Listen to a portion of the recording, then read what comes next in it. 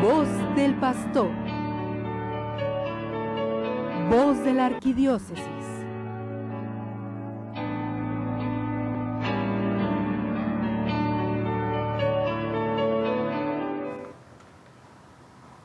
Muy buenas tardes, hermanos. Muy buenas tardes a todos ustedes que cada sábado nos reciben en sus casas, a las familias, a la comunidad de fe, a las parroquias de nuestra ciudad capital y los alrededores. Estamos en el camino de la Cuaresma y hoy, mañana domingo, guiados por el Evangelio de San Marcos, entramos a una nueva escena en lo alto, una escena alta en la vida de Jesús, la transfiguración. Es un momento culminante de la revelación de Jesús, en el cual se manifiesta a sus discípulos en su identidad como Hijo. Yo los invito a que veamos esta escena y nos dejemos guiar por el Evangelio, pero también pongámonos ahí, ubiquémonos en esa escena para nosotros también involucrarnos en esta propuesta del Señor. Guiados por el Evangelio, también hagámoslo con respeto como lo hicieron los discípulos y tratemos también de subir a la montaña. Recorramos ese itinerario interno de esta revelación por parte de Jesús. Dice el Evangelio, 6 días después, Jesús toma consigo a Pedro, Santiago y Juan y los lleva a ellos solos, aparte, a un monte alto. El relato nos ubica en el tiempo, en el lugar, los personajes y la circunstancia. Un poquito después de la confesión de Pedro, donde Jesús ya había anunciado su propia cruz y las consecuencias de sus discípulos, Jesús nos ubica 6 días después. A pesar de la reacción negativa de Pedro, en donde Jesús anuncia la cruz, y la dura respuesta de Jesús hacia Pedro, le dice, quítate de mi vista, Satanás. De todos modos, el Señor llama a Pedro, junto con Santiago y Juan, y los lleva a la montaña. A ellos solos. Los lleva a una montaña. No se sabe de qué montaña se está hablando. Dentro de la geografía de Palestina, la tradición señala el monte Tabor. La mención de la montaña crea una atmósfera espiritual que nos remite lo sucedido en el monte Sinaí. Allá en el Sinaí, en el que el contacto de Moisés con Yahvé lo llevó a reflejar en su rostro la gloria del Señor. Jesús, frente a sus discípulos en la montaña, es transfigurado. Este es el centro del relato de este domingo. Es una teofanía, es decir, una manifestación de la gloria de Dios en este mundo, en la persona de Jesús, en la obra y la palabra que el Padre hace y pronuncia a favor de Él. ¿Cuál es la visión?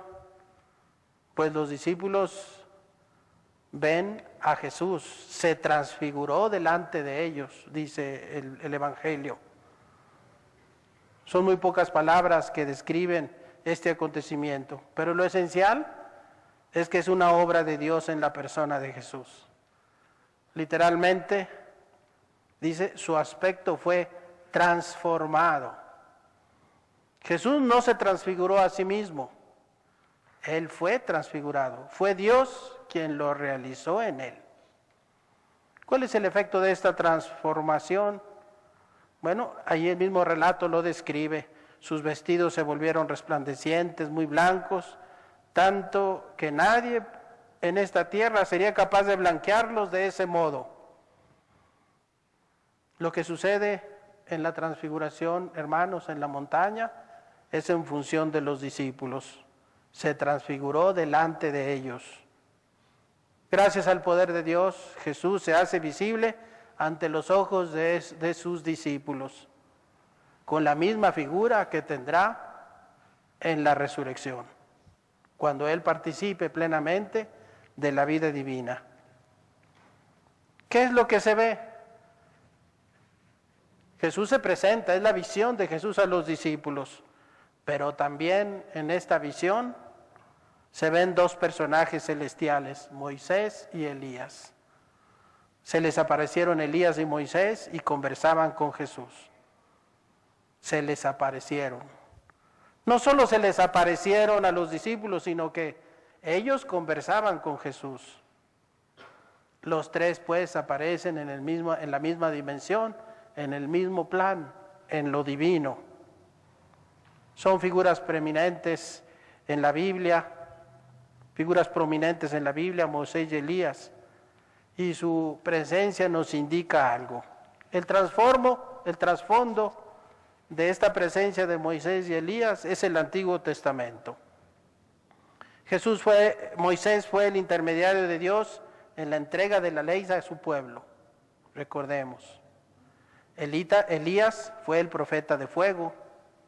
No solo es importante por ser uno de los fundadores de la profecía bíblica, sino porque en los tiempos de Jesús se relacionaba la venida del Mesías con el retorno de Elías. Moisés pues y Elías son los únicos personajes del Antiguo Testamento que suben al monte Horeb, donde Moisés recibe la ley y selló la alianza. Y ahí Elías también se refugió cuando fue perseguido por la malvada reina Jezabel. La misión de Jesús, hermanos, con su cruz incluida, deberá ser comprendida también desde este amplio y magnífico horizonte, la alianza de Dios con su pueblo. ¿Qué otra cosa sucede en esa transfiguración? La reacción de Pedro y de los otros dos discípulos. Dice el texto de San Marcos, toma la palabra Pedro y dice a Jesús, Rabí, es bueno es estarnos aquí. Vamos a hacer 3 tiendas, una para ti, otra Moisés y otra para Elías. Pues no sabía qué responder, ya que estaban atemorizados. La reacción de Pedro y sus compañeros es de miedo. Estaban atemorizados. El acontecimiento los supera. Ellos no son capaces de leer correctamente lo que está sucediendo en ese momento. Es decir, no están a la altura de esa grandiosa revelación de parte de Dios, así como también lo estuvieron en otras ocasiones. Pedro es quien toma la iniciativa en nombre de todos, pero dentro de su temor, las palabras de Pedro parecen inapropiadas. No están a la altura del acontecimiento. Ante este evento celestial, Pedro propone hacer tiendas terrenas. Una vez más, Pedro parece que no ha entendido. La única respuesta adecuada que Pedro podrá dar es la que se le indique desde lo alto. Y eso es lo que enseguida vemos nosotros, hermanos, en el Evangelio de San Marcos. Una nueva visión que se complementa con la audición de la voz de Dios Padre. Entonces, dice el Evangelio, se formó una nube que los cubrió con su sombra. La visión de la nube. En el Sinaí, la nube fue imagen del Dios mismo, que hace visible su gloria, signo de la presencia escondida y poderosa de Dios. Es la gloria de Dios. Es la gloria de Dios que habita la tienda. Pero también la voz del Padre, no solo la visión de la nube, sino la voz del Padre. Es Dios mismo quien habla desde la nube. Las palabras reveladas del Padre son una declaración. Este es mi Hijo amado. Es una afirmación de la identidad de Jesús. En la misma línea que planteó el título San Marcos de su obra, desde el inicio. Y como ya se lo había dicho el mismo Padre a Jesús en el bautismo. Pero también es un mandato, escúchenlo. Se indica cuál es la respuesta adecuada frente a la persona de Jesús. ¿Cuál es la manera de ejercer el discipulado, la escucha pronta, continua y condicionada del Maestro, de Jesús. Por fin tenemos la respuesta a la pregunta planteada por los discípulos en el lago cuando se preguntaban ellos, ¿quién es este? Pero quien revela a Jesús es el mismo Padre. Él mismo es quien indica la actitud fundamental del discípulo.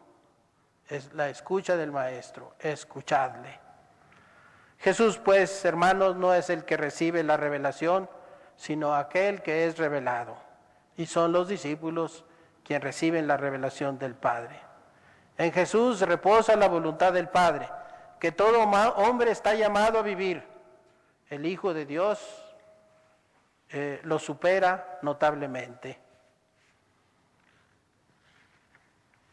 Sigue el Evangelio diciéndonos, de pronto mirando en derredor, ya no vieron a nadie más que a Jesús solo con ellos. En esta revelación no hay reacción de los discípulos, ni buena ni mala. Simplemente hay un nuevo dato. Ellos vieron.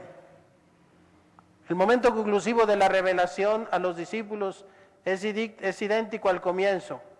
Jesús estaba solo con ellos.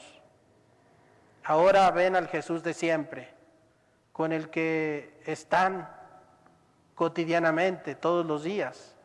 Pero eso sí, con un nuevo dato que complementa a los discípulos el conocimiento que tenían de Jesús. Ahora Él es el Cristo, el Hijo de Dios. Y no porque ellos lo hayan comprendido o lo hayan llegado a una conclusión, sino porque el Padre se los ha revelado. Ahora los discípulos están siendo invitados a ver a Jesús bajo una nueva luz, a captarlo de una manera nueva. Y al final, hermanos, del relato viene el descenso de la montaña. Y cuando bajaban del monte les ordenó que a nadie contasen lo que habían visto, hasta que el Hijo del Hombre resucitara de entre los muertos. El descenso de la montaña significa el retorno a la vida cotidiana. Una vez más vemos a Jesús tomando la iniciativa sobre sus discípulos y conduciéndolos. Les ordena no decir nada, callar, pero la orden no es definitiva. Ellos callarán hasta que con la resurrección de Jesús se levantará el veto. El silencio forma parte de la pedagogía de Jesús. Frente a la revelación, sus discípulos necesitan tiempo para comprender. Por eso es necesario el silencio. Los discípulos a partir de ahora tendrán que comprender. Necesitan recorrer todavía el camino que conduce hasta la cruz, de aquel camino del que les hablaba Jesús cuando los invitaba a la cruz. Allí donde hay otro silencio en la cruz, el aparente silencio de Dios, cuando Dios no escucha a su Hijo y los llevará al escándalo que volverá añicos el discipulado. Jesús manda callar a los discípulos. Después de la revelación de su identidad como Hijo de Dios, Jesús les dice, no digan, no cuenten a nadie. Una invitación al silencio contemplativo que dispone al discípulo para la acogida plena de esta revelación en el doloroso camino de la cruz. Hermanos, y para nosotros ese también es la Cuaresma. Nos invita a un silencio contemplativo, que nos unamos a Jesús como discípulos de Él para comprenderlo, para recorrer junto con Él el camino hasta la cruz. Solo el discípulo que escucha y comprende este misterio podrá ser misionero de la vida en la fiesta pascual. Así sea.